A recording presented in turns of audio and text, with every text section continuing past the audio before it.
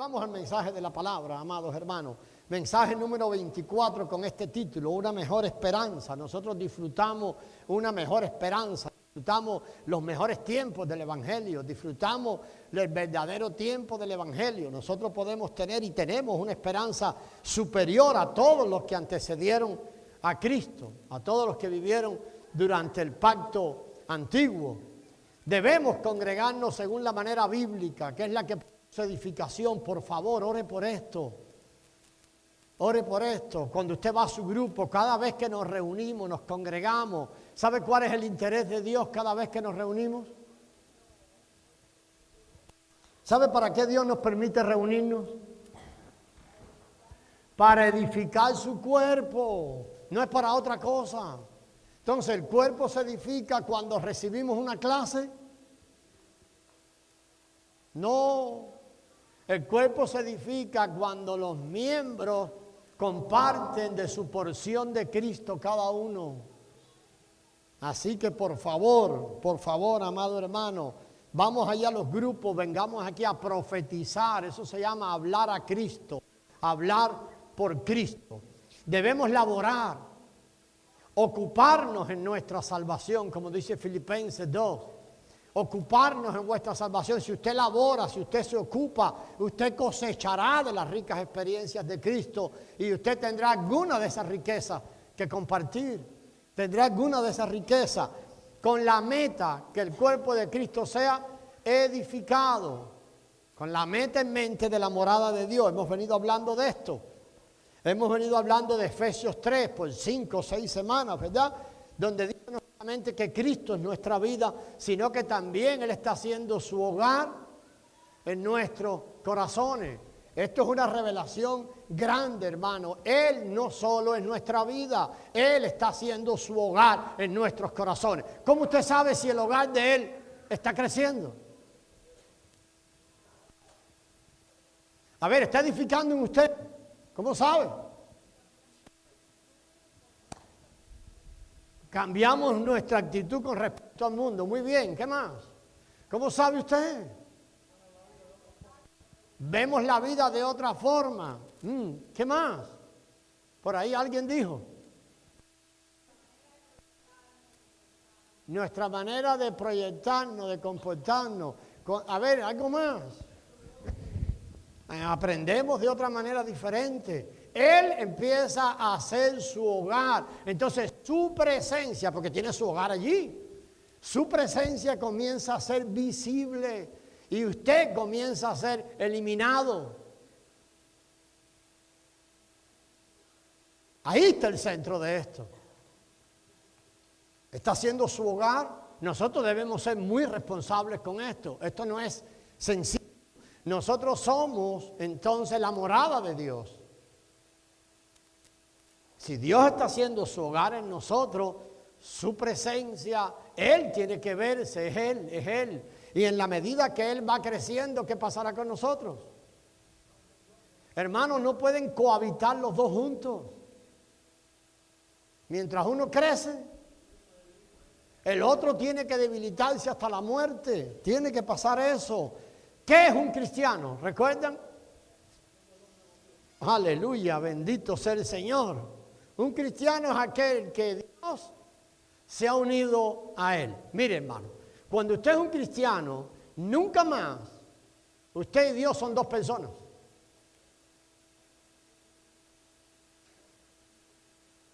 Cuando empieza a cantar, cuidado, canta mucho para afuera.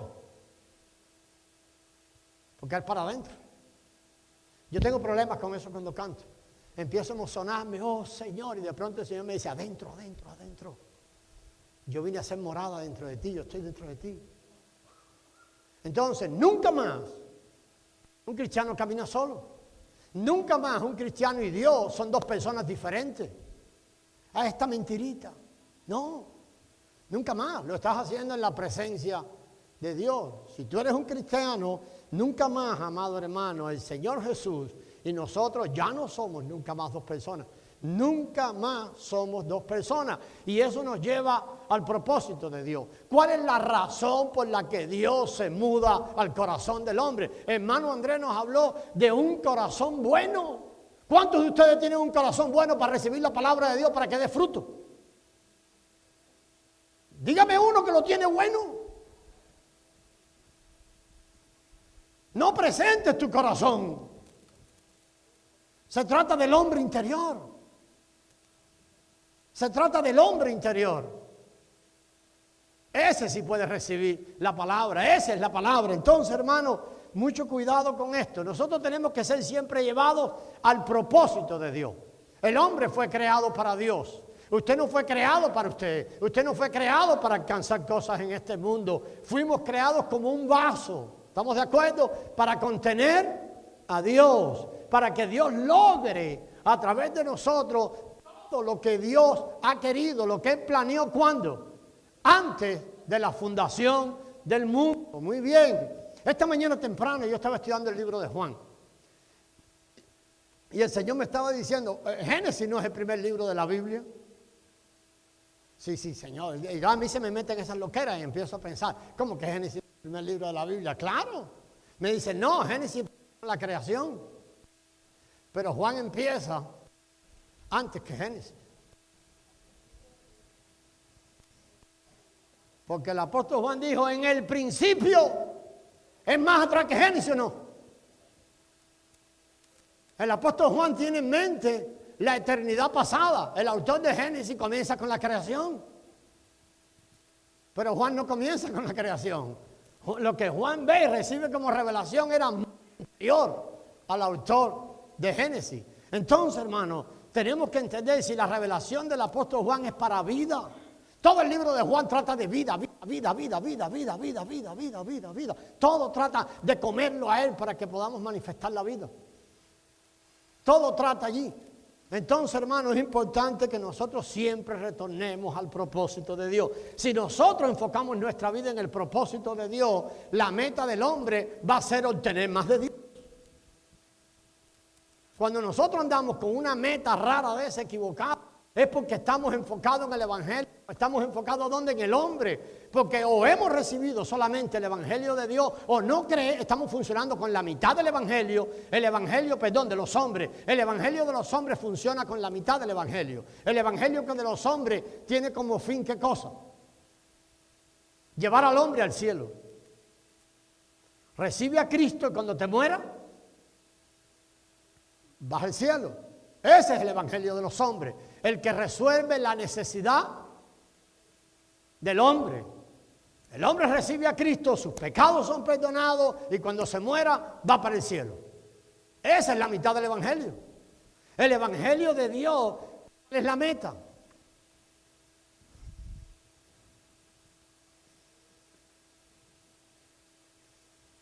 ¿Cuál es la meta del Evangelio de Dios?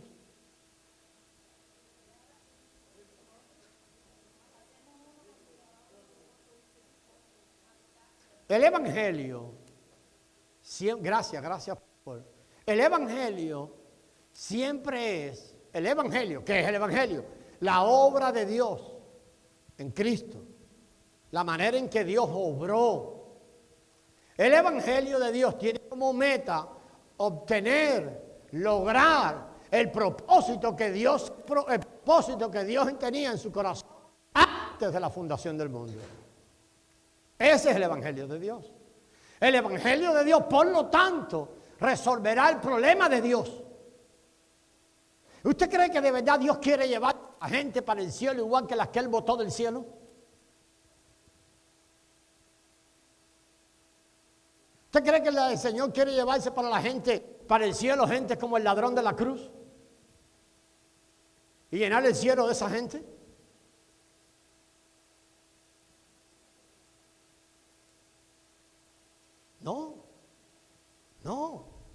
No, hermano. El Evangelio de Dios tiene como fin lograr el propósito de Dios. Entonces, cuando el hombre es enfocado en eso, es lo que vimos en Filipenses 3, hace 2-3 semanas. El apóstol Pablo decía, hay una sola meta en mi vida. ¿Cuál era? Ganar a Cristo. Ninguna otra meta más. Ganar a Cristo. Es la meta esa suya, amado hermano. Ganar a Cristo.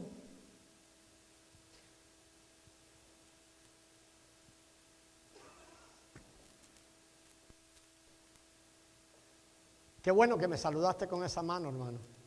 Dios te bendiga. Es que el problema es que el hermano Nelson me saludó así, con su mano. ¿Con cuál mano me saludaste?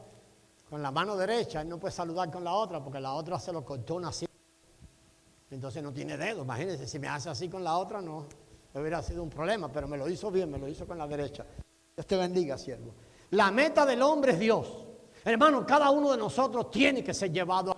Esto no vamos por el esfuerzo propio. Usted puede meterse en su cabeza, lo mío es Dios, lo mío es Dios. No se preocupe, el vivir suyo lo va a decir mañana. El vivir suyo lo dirá. El hombre debe buscar y anhelar a Dios. Y ahí le puse algo entre paréntesis. ¿Sabe qué? Esto nos es dado. ¿Tú lo anhelas? Clama y clama y clama y clama para que te sea dado. Esto es dado. Esto es dado del Padre. Esto es dado del Padre. Entonces pensemos en esto. El corazón tiene que ser ocupado y llenado con Dios. Por eso Él se mudó el corazón de nosotros. Y por eso dice el autor de los Efesios, el apóstol Pablo, inspirado por el Espíritu Santo, que Él está haciendo su habitación. Ha hecho de nuestro corazón su morada. ¿Cómo sabes que está haciendo su morada? Ponte allí. Empieza a verse el nuevo hombre manifestado en ti. Tenemos problemas para saber lo que es del viejo hombre o del nuevo hombre. ¿Sí o no? Tenemos muchos problemas. Y a veces es difícil. Pero todo lo que no es del nuevo hombre es del viejo. ¿Quién es el nuevo hombre? Es Cristo. Así te va a ayudar. Todo lo que no es del nuevo hombre, el viejo, sencillito. Todo lo que tiene que ver con tu personalidad, tus análisis, tu sueño, tu sabiduría, eso es del viejo. Lo que no es Cristo en tu vida es de Adán, es del viejo hombre. Aquí no podemos usar en esto. El otro necesita ser lleno de Cristo. Y esto no tomemos esto como doctrina. Uno de nuestros grandes problemas es que todos lo recibimos como una información mental. Estamos atascados de doctrina que solo lo que impiden es que el nuevo hombre fluya de nosotros. Mire, hermano, ni la doctrina, conocimiento, ni el poder, ni los dones han edificado la iglesia hasta el día de hoy. Llevamos 2000 años y cada vez tenemos una iglesia cada vez más fría, corrompida. Ni el poder, ni los dones, ni el conocimiento han edificado la iglesia hasta hoy. Lo que edifica la iglesia, ¿sabe qué es? La vida del Hijo impartida en cada creyente. El Señor tiene una sola cosa para edificar la iglesia. No son los trucos humanos. Es su Espíritu impartiendo la vida del Hijo en nosotros. Entonces, ¿cuándo el hombre necesitó las cosas materiales para su deleite? ¿Cuándo aparece el mundo en la Escritura? Antes de Génesis 3, ¿sabe de qué se hablaba? De la tierra. No se hablaba del mundo. Del mundo se empieza a hablar después. ¿Cuándo el hombre necesitó las cosas materiales para su deleite? Cuando el hombre cayó y fue echado de la presencia de Dios. El hombre empezó a labrar un camino. ¿Un camino para qué? Para ocupar el vacío de la falta de la presencia de Dios con las cosas materiales para su deleite. La caída del hombre no solo nos llevó a los pecados, sino que también nos llevó a la trampa del deseo de las cosas materiales. ¿Necesitas mucho entertainment en tu vida? ¿Necesitas muchas cosas extras que no sean Cristo para estar contento en tu vida? ¿Sabe lo que indica eso? Que al vaso le falta algo adentro.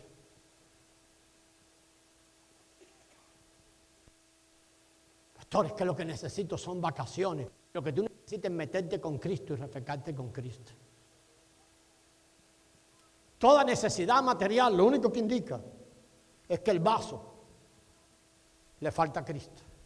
Cristo debiera ser suficiente para llenar todo todo lo que sus hijos necesitan. Todo lo que sus hijos necesitan.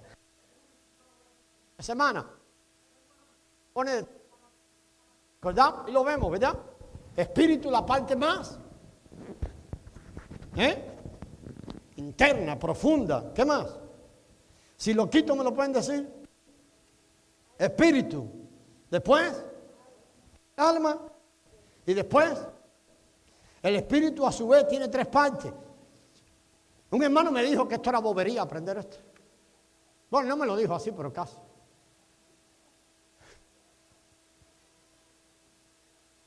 Puede ser así un poquito. El asunto es que si nosotros no entendemos que somos hombres espirituales, nosotros empezamos a funcionar en el alma creyendo que estamos funcionando en el espíritu. Eso es algo muy común en la iglesia. Tú oyes a alguien hablar y tú sabes cuándo viene del espíritu. Pero él cree que está viniendo del espíritu, pero está viniendo de su alma. El hombre en el espíritu, hay 3 partes por ahí también: la conciencia, la intuición, la comunión, ¿verdad? En el alma hay 3 partes, todo lo que es mente, voluntad, emociones. El cuerpo tiene que ver con los 5 sentidos, pero aquí se complica un poquito la cosa. Cuando el corazón habla, la palabra habla del corazón, habla de la unión del alma con la conciencia, pero cuando la palabra habla de la carne, habla de la reunión del cuerpo con el alma. Ahora, esto parece muy sencillo, pero cuando el apóstol Pablo habló a los creyentes de Corintios, creo que habían 2 tipos de creyentes, ¿se acuerdan ustedes? Los carnales. ¿Cuánto debe demorar un cristiano para convertirse en un cristiano espiritual? ¿Cuántos años? ¿Qué cree usted? Toda una vida, dice mi hermano Andrés. ¿10 años? Bueno, toda la vida. ¿Sabe que el apóstol Pablo no pensaba eso? Mire lo que le dice a los corintios. Escuche. Cuando escribe la carta, la iglesia de Corintios tiene unos 6, 8 años.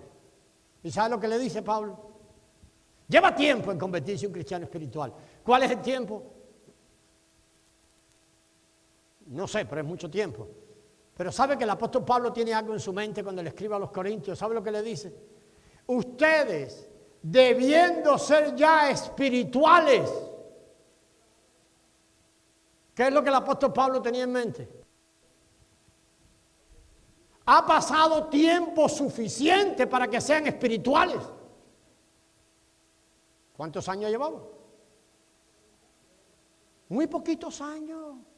El apóstol Pablo dice, ya debieran ser. No se conforme con eso de que, pastor, poquito a poco. Llevo 38 años y sigo viviendo en mi carne. Tiene un problema, hermano. El apóstol Pablo le dice, ustedes ya debieran ser maestros. Y todavía tengo que hablarles como a niños en Cristo. El apóstol Pablo le dice, hay cosas que yo no se las puedo decir a ustedes, porque no las pueden entender. ¿Recuerdan que les dijo eso? Nosotros nos maravillamos con todo lo que el apóstol Pablo le dijo a los corintios, ¿sí o no? Cuando leemos esa revelación de, wow, esto es tremendo. Pero el apóstol Pablo le dijo cosas muy sencillas. Nosotros a veces estamos peor que los corintios. ¿Qué le parece? Estoy exagerando tal vez. Nosotros nos maravillamos de las cosas sencillas que él le dijo a los corintios, porque se las dijo sencillas. Le dijo, no puedo decirle todo porque no me pueden entender. Y nosotros nos quedamos boquiabiertos. Si el apóstol Pablo aprieta la mano, ¿dónde nos quedaríamos? Tenemos que ver esto, hermano. Es tiempo de funcionar. Mire, ver esto permite saber de dónde nosotros tomamos el vivir. Los cristianos carnales, ¿de dónde toman el vivir? De su carne. ¿Cuál es la carne?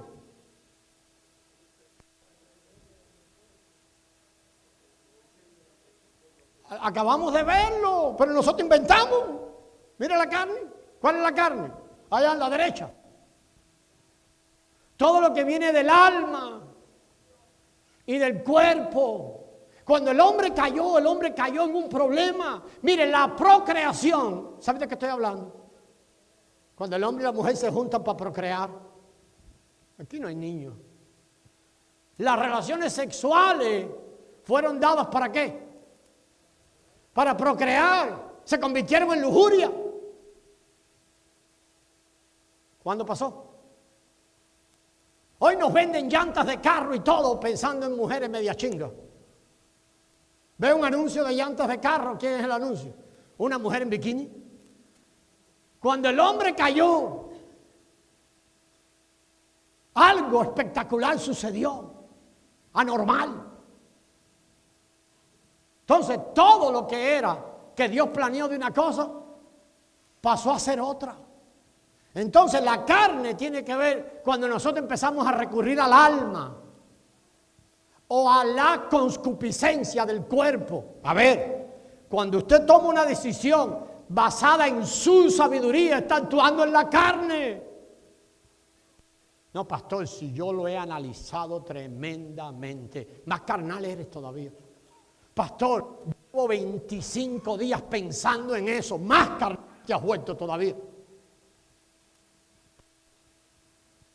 Porque nosotros ahora vivimos por la conciencia. Ya no comemos del árbol del conocimiento del bien y el mal. Cada vez que usted come del árbol del conocimiento del bien y el mal y empieza a hacer una lista, como se nos enseña, como si fuéramos psicólogos, haz una lista de las cosas positivas, haz una lista de las cosas negativas y procedemos así, más carnales nos ponemos. ¿Qué es lo que el Señor tiene para saber lo que es bueno o malo? Que no veo ahí, la conciencia en el espíritu. Míralo allí, no se ve nada.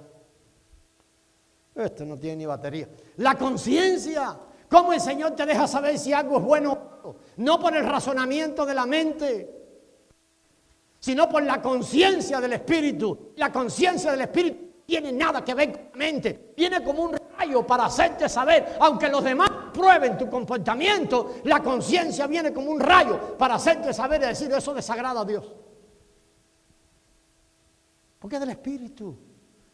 ¿Cómo el Señor te revela su voluntad? Pues a través de la intuición. Tampoco pasa por la mente. Los demás te pueden estar diciendo todo lo que te dé la gana a ti, pero la intuición viene directamente del espíritu y te dice esto es lo que Dios quiere de ti. Entonces tenemos que aprender a laborar allí. Dios tiene mucho interés, hermano. Aprende este cuadrito. Mire, ahí dice una frase. El origen de las cosas. ¿Dónde se origina lo que tú haces? ¿Dónde se originan las decisiones que tú tomas? Si se originan en tu mente, en tu voluntad, en tu parte emotiva, en las concupiscencias de tu carne, de tu cuerpo, se originan en ti mismo, son carnales. Y lo que viene de la carne va a ser carne siempre, no va a mejorar. Entonces, bueno que veamos esto. Siempre nosotros vamos a ver estos dos árboles en la historia de la Biblia. ¿Se acuerdan dónde aparecen por primera vez los dos árboles? Génesis 2, en el Edén. Cuando Dios creó al hombre, lo puso frente a dos árboles. Un árbol desarrollaba la vida anímica. Otro árbol desarrollaba la vida espiritual. ¿Cómo se volvería Adán un hombre espiritual? Comiendo el árbol de la vida. ¿Cómo se convierte usted en un hombre espiritual? Comiendo del árbol de la vida. ¿Por qué tenemos tanto problema para leer la Escritura? ¿Por qué tenemos tanto problema para pasar tiempo con Dios? ¿Por qué tenemos tanto problema para orar sin cesar y vivir conectados con Dios? Para que no comamos del árbol de la vida y sigamos funcionando en la carne. El hombre, Génesis 2:17, aparece una prohibición donde le dice, de todo árbol podéis, menos, ¿de cuál árbol? No podía comer. Del árbol del conocimiento del bien y el mal. Cada vez que usted se anda preguntando, usted, hermano, yo quiero saber si esto es bueno o malo. El Señor nos estaba hablando hoy a través del hermano José. Ustedes lo que necesitan es venir a mí, esperar. ¿Sí o no? Todo. Todo. Esperar. Yo les voy a decir cuál es mi voluntad. No razonen más. Hechos 28. Un tremendo pasaje allí acerca de cómo tomar decisiones. el naufragio, ¿se acuerda? Donde el apóstol Pablo iba. Lo estudiamos en los grupos esta semana. Hermanos amados, el hombre era neutral. Usted sabe que antes de caer el hombre era neutral. Ni era bueno, ni era malo. Pero al hombre neutral Dios le puso una prohibición y le dijo, de ese árbol no coma. Y ya sabemos por qué. Ya sabemos que de los dos árboles, si el hombre comía la vida de Dios, desarrollaría su vida espiritual. Si el hombre comía del árbol del conocimiento del bien y el mal, ¿cuál vida desarrollaría? La vida anímica, la vida de su alma. Y el hombre iba a caer en algo que hemos llamado la muerte T. No me estoy volviendo loco, hermano. Cuando el hombre comiera, de la vida de su alma, comiendo del árbol del conocimiento del bien y el mal, su vida almática se iba a desarrollar y el hombre iba a caer en la muerte T. ¿Sabe lo que significa T? Ahorita se lo digo. El hombre era neutral. Dios solamente le dijo, mira, de todo árbol puedes comer, de este no comas. Porque si comes de este, ¿qué va a pasar? Vas a morir. Dios sí sabía lo que había detrás de cada árbol. Por favor, es hora de que nosotros sepamos. Si el hombre comía del árbol del conocimiento del bien y el mal, iba a dar lugar a la muerte T. Seguimos. Él comió del árbol de la ciencia del bien y el mal. Él comió. Entonces, ¿qué pasó? Su vida anímica se desarrolló. El hombre aprendió a vivir independiente de Dios, aprendió a vivir por su alma. Muy bien. El alma del hombre está rica de recursos. Riquísima de recursos. ¿Cuántas cosas logran los hombres en su esfuerzo propio? Muchísimas cosas. Pero no pueden lograr ser espirituales por su esfuerzo propio. Esto es importante. El hombre comió, ¿y qué pasó entonces? Desarrolló la vida de su alma y cayó en la muerte T. Yo quiero que usted se lleve esto hoy en su corazón. La muerte T. Dios mío. El hombre neutral se volvió pecado. ¿Sí o no? El hombre era neutral, pero a partir de Génesis 3 ya el hombre no es neutral. El hombre es pecado, se volvió pecado. Es lo que dice Juan 3:6. El hombre se volvió carne. Y a partir de ahí, hermano, el propósito de Dios no es mejorar al hombre. Hemos insistido mucho tiempo en el cristianismo que Cristo vino a la cruz del Calvario para derramar la sangre, limpiar nuestros pecados y mejorarnos a nosotros. Algunos estamos muy contentos porque ahora somos mejores personas. Hermano, si usted es mejor persona o no, eso es irrelevante delante de Dios. El propósito de Dios no es ese. El propósito de Dios es formar a Cristo en usted. Entonces no es la conducta externa, no es la conducta externa. La muerte T del hombre. Ahorita vamos a la muerte T. ¿Qué es la muerte T? Muy bien. La muerte T del hombre, y hágase esta pregunta. ¿Qué tipo de muerte y redención requieren? Si el hombre murió de manera T, ahorita le digo lo que es.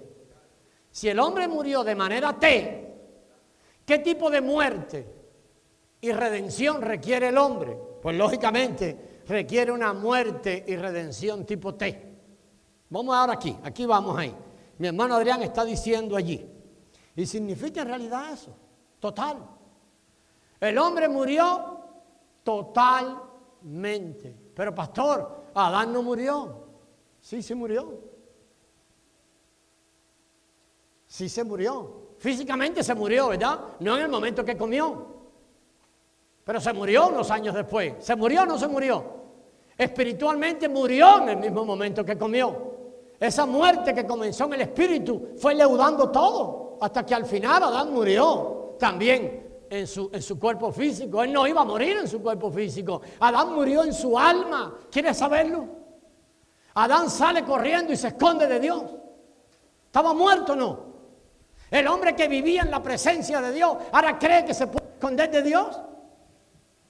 Había muerto, hermano. Entonces Adán sufrió una muerte total. La muerte total de Adán Es nuestra muerte total. Usted murió totalmente. No hay nada bueno en nosotros. ¿Lo puede ver? Oh, pastor, no, yo desde niño. No, hermano, tú desde niño necesitas nacer de nuevo. Tú moriste totalmente. No hay nada bueno en tu espíritu. No hay nada bueno en tu alma y no hay nada bueno en tu cuerpo. Tu cuerpo está lleno de las concupiscencias del pecado. Tu alma solo anhela saciarse para sentirse bien en base a tu egoísmo que tú has establecido. Y espiritualmente estás muerto. Una muerte necesitaba una muerte total, que es la del hombre. Necesitaba entonces una muerte y una redención total. A ver, ¿quién muere por el hombre muerto? ¿Quién muere por el hombre muerto? Cristo en la cruz del Calvario. La muerte de Cristo fue una muerte total. ¿Quiere que se lo enseñe? No fue solo una muerte física. La mayoría de nosotros solo nos acordamos de Cristo con los clavos, ¿sí o no? Cuando estudie la muerte de Cristo, verá cuánto sufrió en el alma. Desde días antes se fue a Getsemaní y empezó a orar y decir: mi alma está turbada hasta la muerte. Tenía una carga emocional grandísima. Todavía grita: Padre, Padre, ¿por qué me has desamparado? El alma del Señor fue tratada en la cruz. Fue tratado su cuerpo. Fue tratada su alma. Pero también fue tratado su espíritu. Lea los pasajes y encontrará que tenía una carga espiritual profunda. Él habla en el Salmo 25, Salmo 22, que son salmos mesiánicos, de la carga espiritual que había, cómo el Señor trató al hombre totalmente cuando trató a Cristo. Trató al hombre en el cuerpo, trató al hombre en el alma y trató al hombre en el espíritu. Porque el hombre necesitaba que cada parte de él fuera tratada por la muerte total. Porque él había muerto totalmente. Ya estamos en Cristo, ahora. Amén. La redención que el Señor está llevando a cabo en nosotros es una redención bien de tipo. ¿Qué quiere decir eso? Total. No es solamente ser redimida la conducta. El alma de nosotros tiene que ser redimida. Y el espíritu de nosotros tiene que ser redimido. Por eso el Señor empieza, ¿dónde? ¿Dónde empieza este proceso? En el espíritu. El nuevo nacimiento, ¿dónde ocurre? En el espíritu. Y desde el espíritu el Señor tiene que tratar el alma. Tiene que leudar el alma para que el alma también sea tratada con la redención. Para que al final el cuerpo sea tratado también con la redención. El cuerpo de nosotros será redimido también. El cuerpo físico estoy hablando. Es el que será redimido. Eso es lo que dice Romanos 8:23. Tenemos un proceso que ocurre ¿de dónde? Del hombre. Desde el espíritu hacia afuera. Eso es lo que el Señor está haciendo con nosotros hoy. Porque la muerte que nosotros sufrimos llevaba a un camino de redención también total. El Señor tiene que redimir nuestro espíritu. Amén. Ya lo redime en el nuevo nacimiento. Todo este proceso comienza ¿dónde? En el nuevo nacimiento, en la regeneración. Cuando alguien ha recibido a Cristo, ahora en su espíritu ha sido regenerado. ¿Sabe lo que significa la palabra regenerado? Se le ha impartido una nueva vida. Se le ha impartido la vida de Dios en su interior. Espiritualmente el hombre ha sido regenerado. Pero ahora la redención, que es el total, cuando el Señor redime. ¿Se acuerda que redención es volver a comprar? Él tiene que comprar las mismas tres partes que cayeron. ¿Cuáles son las tres partes del hombre? Espíritu, alma y cuerpo. Jesucristo dijo: yo soy el camino, la verdad y la vida. Y el camino de Dios siempre, y la redención es ascendente. Va del camino a la verdad y la vida. Las tres partes tienen que ser tratadas, pero el Señor las trata del lugar santo para afuera. Del lugar santo para afuera. Entonces es importante que nosotros veamos esto, hermano. La regeneración comienza con el nuevo nacimiento. Si usted ha nacido de nuevo, hay un hombre nuevo. El Señor nos habló la semana pasada que estábamos embarazados. Yo hablé con unos hermanos pastores de esto y me dijeron, ¿embarazado estarás tú? Bueno, aquí me quedo porque estos van a creer que yo ando en otra onda. Pero hermano, hay un nuevo hombre puesto en nosotros. Está allí, hermano, hasta que ese nuevo hombre ahora siga. Entonces ahora viene ese proceso. Entonces, ¿para qué es el proceso a que Dios nos somete? El proceso tiene una meta. ¿Cuál es? ¿Cuál es la meta del proceso? Ay, pastor, me están pasando cosas tan raras. Si tú eres hijo de Dios, tienes que procesarte. ¿Para qué? Para la redención que se inició en tu espíritu siga para afuera, redimiendo todo tu ser, el alma y redimir al final el cuerpo. Tiene que ser eso. El Señor nos somete a ese proceso y aprendemos que es un proceso para el propósito. Un propósito que Dios tenía desde antes de la fundación del mundo. Y si el Señor abre nuestros ojos y empezamos a mirar nuestro vivir cristiano de esta manera, habremos adelantado mucho en el camino de ser hombres espirituales. El Señor nos toma y ahora inicia un proceso. Estamos metidos a un proceso para un propósito, para que el propósito de Él sea cumplido. Colosenses, 2 de Corintios 4:4, usted puede anotarlo, dice allí algo que a mí se me acaba de olvidar. 2 de Corintios 4:4, si alguien lo busca rápido allí. 2 de Corintios 4:4 dice que Cristo es la imagen de Dios. Ese mismo. La última parte de 2 de Corintios 4:4 dice que nosotros somos transformados de acuerdo a ¿quién? A Cristo, porque Cristo es la imagen de Dios. Oh, pastor, ¿es mejorarte a ti? No, no es mejorarte a ti. Es que crezca Cristo, que es la imagen de Dios. Adán no alcanzará jamás la imagen de Dios. Amén. ¿Sí? Adán no va a alcanzar la imagen de Dios. Adán ya está destinado ¿a dónde? Está desechado. Para el propósito de Dios, Adán no sirve. ¿Cómo lo sabemos? Que Dios trajo un segundo hombre, un segundo Adán. ¿Quién es? Él es el que va a completar el propósito de Dios. Dice que Cristo es la imagen de Dios. Y Colosenses 2:10 tiene un enunciado fenómeno, hermano. Dice que en Cristo nosotros estamos. Colosenses 2:10, ¿lo encontró? Completos en Cristo, amén. Usted está completo en Cristo, amén. Pero no está maduro. Pastor, entonces ya que se detenga el proceso, estoy completo en Cristo. No, no se va a detener, porque la imagen de Dios tiene que ser lograda. ¿Estamos completos en Cristo? Sí, pero no estamos maduros. Y esta es la manera en que un bebé crece, ¿sí o no? Ya nació el bebé, está bien, pero tiene que iniciarse el proceso ¿hacia dónde? Hacia la madurez. ¿Cuál es la madurez del proceso? ¿Cuándo? Va ocurriendo. ¿Sabe cuánto demoró en Cristo? ¿Cuánto demoró en Cristo? 30 años. A los 30 años dice, este es mi hijo amado. Este es mi hijo amado. ¿Se acuerdan del hombre del becerro gordo? ¿Se acuerdan del que mató el becerro gordo? Del hijo pródigo, el hermanito. ¿Se acuerdan? El papá tenía el becerro gordo guardado. ¿Para qué? Para anunciar, este es mi hijo. Este es mi hijo. Hay un proceso que Dios está llevando a cabo. Y lo que más Dios anhela es anunciar a los hijos manifiestos de Él.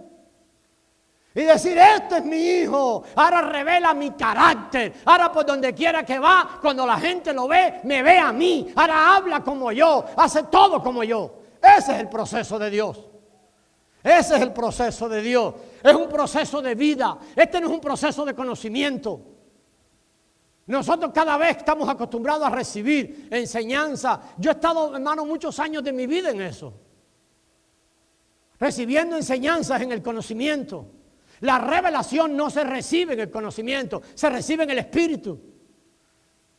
Hay personas que dicen, pastor, pero yo no entiendo. No te preocupes si entiendes o no, reciben el Espíritu. Esto no es para tu conocimiento. Esto es para el Espíritu. Una vez que la revelación viene en el Espíritu, vas a empezar a entender. Cuando la revelación solo viene como conocimiento, jamás tendremos fuerza contra las tentaciones del pecado. Jamás. Solamente cuando lo recibimos en el Espíritu. ¿Sabe cuándo usted pondrá fe en algo? Cuando lo recibe en el Espíritu. Usted puede recibir una enseñanza muy bonita y dice, oh, qué bonita esa enseñanza, pastor. Hasta me erizó los pelos. Se le va a olvidar 15 minutos después. El otro domingo ya no se acuerda. Ay, el pastor dijo algo más o menos así. No se acuerda. Pero cuando la revelación viene y usted ve en el Espíritu, la revelación genera fe en nosotros. Para que nosotros podamos creer y podamos vivir el proceso a que Dios nos somete. Es un proceso de vida para manifestación de la vida resucitada, para manifestación de la vida, la única vida existente. Nosotros llamamos vida al vivir humano, pero el vivir humano no es la vida. Es el vivir humano. ¿Cuál es la vida? Por eso, hermano, todo lo que nosotros vemos en este mundo es falso, es mentira. Pastor, la realidad que los exámenes salieron y usted le crea los exámenes que vio del médico. Pues es mentira. No, pastor, por favor, esto no se está riendo de nosotros. No. Lo único, todo lo que vemos es mentira. ¿Lo sabía? No. Eso es lo que dice 2 Corintios 4:18. Lo único que es verdad que es lo que no se puede ver. La mayoría de nuestra atención está puesta ¿en qué? En lo que se ve. Tenemos problemas. Por eso el Señor tiene que llevarnos más. Tiene que llevarnos más, amado hermano. Esta revelación es para vida. Todo lo que Dios ha hecho en nuestras vidas es para manifestación de la imagen del Padre, que es el propósito que el Padre tenía antes de la fundación del mundo. Amén. Entonces, todo lo que Dios haga en nosotros es para eso. Es para eso, amado hermano. Estas 4 cosas se las dejo, que son de la semana pasada. O comenzamos la otra semana aquí. Un cristiano tiene 4 posesiones muy particulares y valiosas. Estas son suyas. Mire, usted tiene a Cristo. Un cristiano tiene a Cristo. Si nació de nuevo, tiene a Cristo. Es una nueva creación. ¿Cuál es? El nuevo hombre interior. De ese nuevo hombre interior es que Dios quiere inundar el mundo. El nuevo hombre interior es la nueva especie con la que Dios va a inundar el mundo. A ver, Dios quiere inundar el mundo, no de Adán. Adán terminó con él. Él quiere inundar el mundo de los muchos hijos nacidos del grano de trigo de Juan 12:24 que cayó a tierra y murió. Y se hizo los muchos granos de trigo. Dios quiere inundar el mundo de los hermanos de Cristo de tal manera que Cristo solo sea el primero entre muchos hermanos de Romanos 8:29. Ese es el propósito de Dios. Inundar al mundo de una nueva especie de hombre. Por eso, un cristiano tiene 4 posesiones. Tiene a Cristo. Y gloria a Dios por el gozo que sentimos cuando nacimos de nuevo. Pero hay algo más superior aún. El cristiano tiene la Biblia. El cristiano tiene la palabra de Dios. La palabra de Dios no es algo que usted ande en un libro. No es lo que anda en un libro. La palabra de Dios es Cristo que vive adentro. Vive adentro. El cristiano tiene como posesión la palabra de Dios. Es tu posesión, amado hermano. Es tu posesión. Dice que en el principio era la palabra. Juan 1. Era el verbo. Y el verbo se hizo carne y habitó entre los hombres. ¿Y sabe qué pasó con el verbo? Vivir en nosotros. La palabra es nuestra posesión. La iglesia es nuestra posesión. No es eso de que voy a la iglesia. La iglesia es el alargamiento Cristo, el ensanchamiento de Cristo, la reproducción de Cristo. Esa es la iglesia. Cuando Cristo es ensanchado y ensanchado, y nació allí, y nació allí, y nació allí, ahora el agrandamiento de Cristo es la iglesia. Esa es nuestra posesión. Y por último, por eso el cristiano tiene que ser llevado en este camino ascendente. Del gozo de la salvación al gozo de la iglesia, del gozo de la iglesia al gozo del cuerpo de Cristo, vernos como el cuerpo de Cristo, de la misma manera real que Cristo caminó sobre la tierra. Hay un cuerpo espiritual de Cristo puesto hoy en la tierra para caminar de la misma manera. ¿Quiénes somos? Nosotros. No tenemos que verlo. Y al final, ir al gozo del nuevo hombre. Otra cosa que nosotros tenemos como particular posesión son los demás cristianos. No se separa un cristiano de los demás cristianos como nos separamos nosotros hoy. Es que no hemos visto el cuerpo, hermano. No lo hemos visto. No me puedo separar de donde yo he sido injertado. Jamás. Pero como no lo vemos, funcionamos en el árbol.